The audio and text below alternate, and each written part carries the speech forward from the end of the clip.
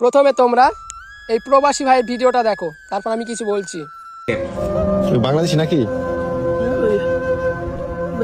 আপনি এত রাত্রে বসে রয়েছেন?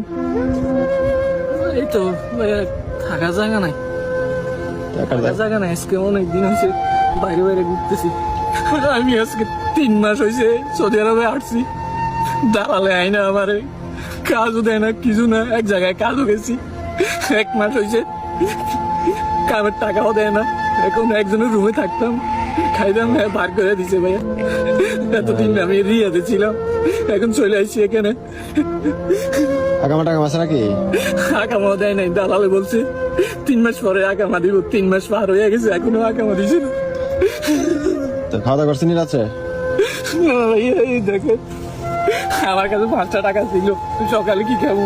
দেখেন কবুজ ভাইয়া, একটা কবুজ খাইছি আর এই কটা কবুজ রাখি রাখছি, শক্ত হয়ে গেছে ভাইয়া গরুর মতো। তো আপনার প্রবাসে যে কি কষ্ট সেটা এই ভিডিওটা দেখলেই বোঝা যায়। ভাইরে, বর্তমান যুগের অবস্থা, এখন যেখানেই যাবেন চারিদিকে তাকিয়ে দেখবেন শুধু দালালেরই খেলা। ছোট্ট একটা উদাহরণ, ভাই এখন হাসপাতালেও দালাল, তাই দালাল হইতে সাবধান। প্রবাসী মানে টাকার মেশিন ভাবি আমরা সবাই, তারা যে কিভাবে থাকে সেটা আমরা কেউ বুঝি না। আমার এই ভিডিওর কমেন্ট বক্সে প্রবাসী ভাইদেরকে দেখতে চাই, তোমাদের কষ্ট বোঝার ক্ষমতা আমাদের নাই।